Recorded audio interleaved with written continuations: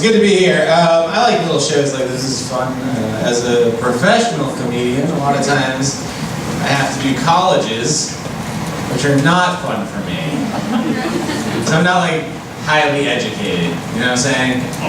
Like just to give you an idea where I'm at mentally, I was at a job interview, the guy asked me if I could sum up my academic career in 2 words, and I said community college dropout.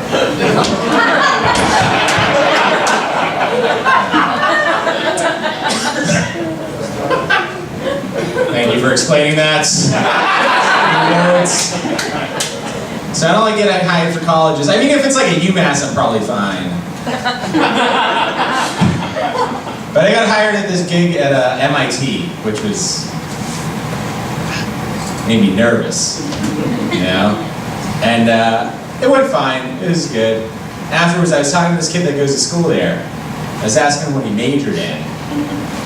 He told me math. And I was like, yeah, I would have guessed math. It was MIT, but isn't there like a longer, more specific term for what you're focusing your life's work on? And then I remember that like while I was on stage, I had talked about going to community college. And I was like, wait a second. Are you just not telling me the thing that you actually study because you don't think I can even understand the words? You know what I'm saying? And then he looked at me and he was like, all right. I study moduli space of pseudo-holomorphic curves in Lagrangian intersection theory.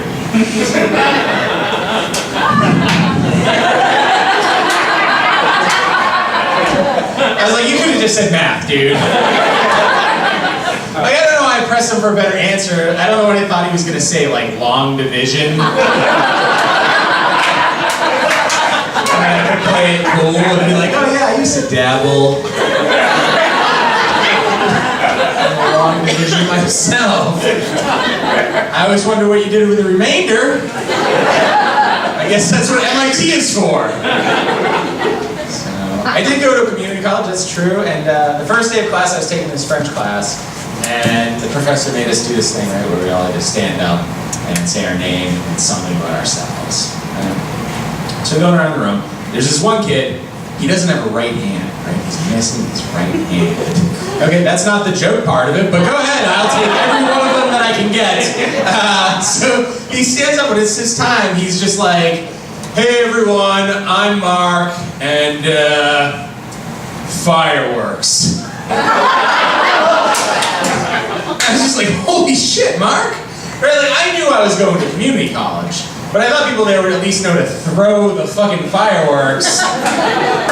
But then the next day, right, we get this assignment where we have to pair up with other people in class, and while speaking French, introduce ourselves to them and shake their hand. And of course, I got paired up with Mark, right? What else would happen? And I didn't know what to do because he didn't have a hand to shake. Like, do I just jostle his nub? I don't know. I was stumped.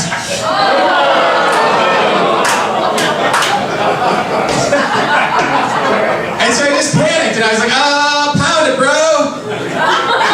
Like one of those things. He did it too, he was cool with it.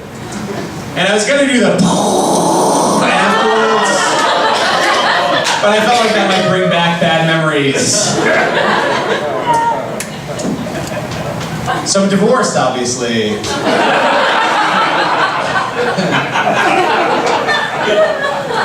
Like I said, I'm not a real bright guy, so when we split, she was claiming that she was going to keep things. Sometimes I didn't know that we owned those things, or like even understand the words that she was saying to me.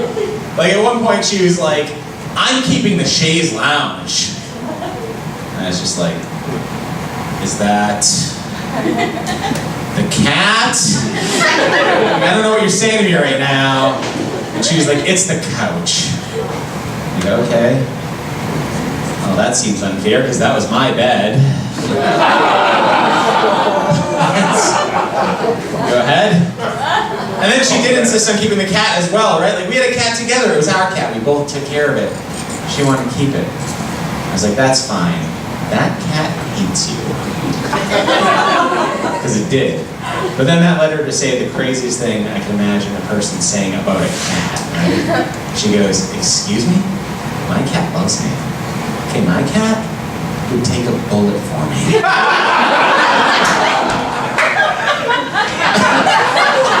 I was like, the only way your cat would take a bullet for you is if the shooter was using a laser sight.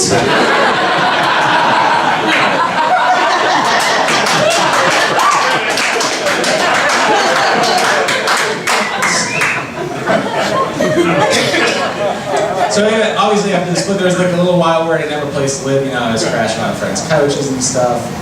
Maybe they were chaise lounges. I don't know. I still don't know. I'm not clear on it. But there was one night I was like staying on a friend's couch. I was parked on the street in Boston, and somebody broke into my car and they stole everything. And they stole everything that I had in there except for one DVD.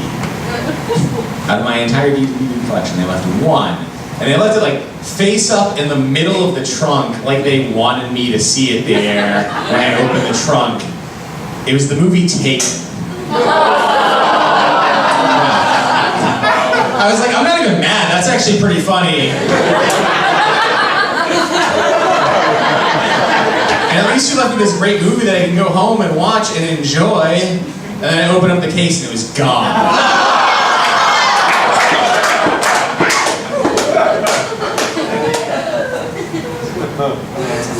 Once I got in my new place, I needed to get a bird feeder. Not a bird feeder. I didn't get a bird feeder. That's a different story. I had to get a new pet. I decided to get a pet snake. Yeah. So I bought this thing, full grown, by an instructor, right? And they tell me at the pet store that you have to feed it live rats. But then the kid behind the counter goes even further, right? He goes, yeah, before you drop the rat in the cage with the snake, put the rat in a plastic bag and swing it around your head a bunch of times. That way, when you drop it in there, it'll be all dizzy and disoriented, and it won't fight and kill your snake. I was just like, no.